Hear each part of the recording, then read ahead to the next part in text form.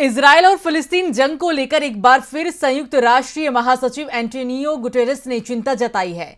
संयुक्त राष्ट्रीय महासचिव ने बुधवार को एक बड़ी पहल करते हुए कहा कि गजा जंग से दुनिया को बड़े खतरे के बारे में सुरक्षा परिषद को औपचारिक रूप से चेतावनी दी।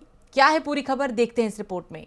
इजरायल और फिलिस्तीन जंग को 2 महीने पूरे हो गए हैं और इस मौके पर यूएन महासचिव गुटेरेस ने यूएन चार्टर के अनुच्छेद 99 का इस्तेमाल कर युद्ध विराम का आह्वान किया। ये यूएन का सबसे महत्वपूर्ण अनुच्छेद माना जाता है। इसके तहत महासचिव किसी भी ऐसे मामले को सुरक्षा परिषद के ध्यान में लाते हैं जो उनकी राय में अंतर्राष्ट्रीय शांति और सुरक्षा को खतरे में डाल सकता है। अब तक सिर्फ 9 बार ही इस अनुच्छेद का इस्तेमाल हुआ है। एंटोनियो गुटेरेस ने एक्स पर लिखा कि मैं महासचिव के रूप में अपने कार्यकाल में पहली बार संयुक्त राष्ट्र चार्टर की धारा 99 को लागू किया है।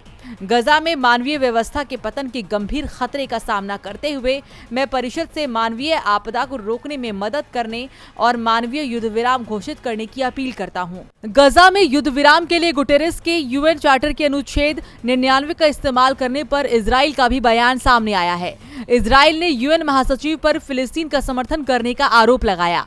इजराइल के विदेश मंत्री एली कोहेन ने यूएन महासचिव एंटोनियो गुटेरेस के इस्तीफे की मांग करते हुए कहा कि वो हमास की आलोचना करने में विफल रहे हैं। इधर यूएन के अनुसार इजराइल हमास की जंग की शुरुआत के बाद से ही 18.7 लाख फिलिस्तीनी नागरिकों को उत्तर से दक्षिणी गजा की ओर विस्थापित होना पड़ा है।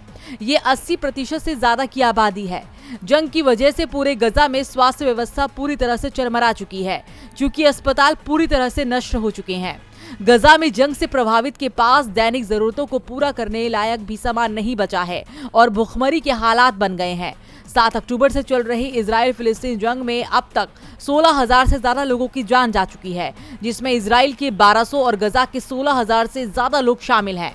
गजा में 6,150 बच्चे और 4,000 महिलाओं की जान जा चुकी है, जबकि 36,000 लोग हैं जिनमें 75% से ज्यादा महिलाएं और बच्चे हैं। डीबी लाइव की रिपोर्ट।